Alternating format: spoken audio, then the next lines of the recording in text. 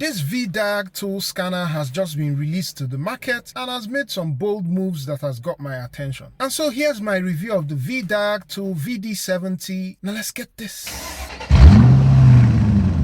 Just to disclose that Vdiagtool reached out to me and sent me this free review sample. I didn't ask for or receive anything else, and the company had no hand in the making of this video. A quick unbox and we have some documentation, a quick start guide and the packing list. Next we have the Type-C to Type-C cable for charging the device, the charging brick which comes with a Type-C port and has prongs for US sockets. It also comes with 2 wall socket adapters for the United Kingdom and the second one for the Eurozone.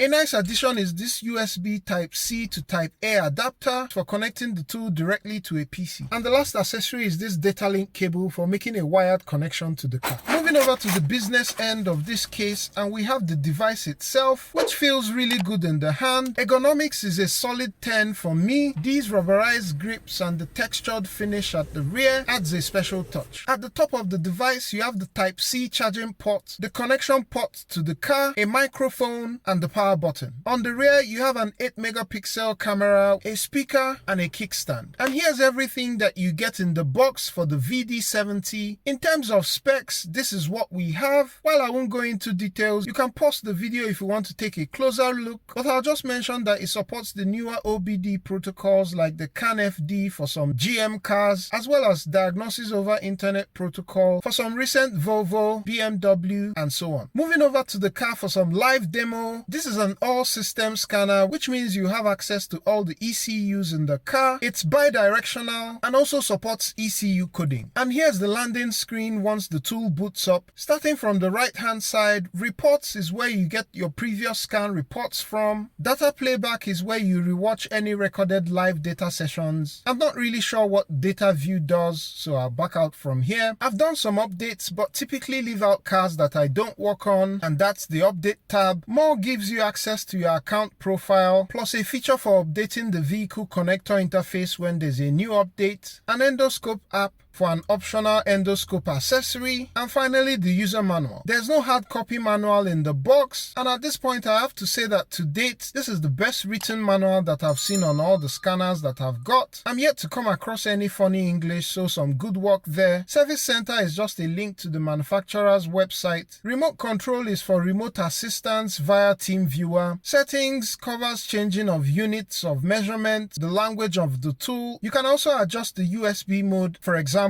as an expansion slot, or adjust it to the other setting that enables the scan tool connect directly to a PC. Moving over to special functions, this scanner supports 36, ranging from key programming to gear learning and so on. What's supported on each car is going to be different and totally depends on what the manufacturer has enabled for the car, so everything here is not going to work on every single vehicle. Manual diagnosis is where you select generic OBDII protocols from, or where you can manually select your vehicle. Auto scan is for automatic VIN detection, just to say that older cars won't have automatic detection supported, so if it doesn't work on your car, just go through manual diagnosis. I always like to start by doing an all system scan. This is a good indication of how fast the scanner is. That ended up taking 1 minute 21 seconds, and this is the fastest all system scan that I've recorded on a scanner while scanning this 2017 Honda Accord. Moving over to system selection, I go into the body control module and head over to door locks to demonstrate some bi-directional tests. Lock all doors.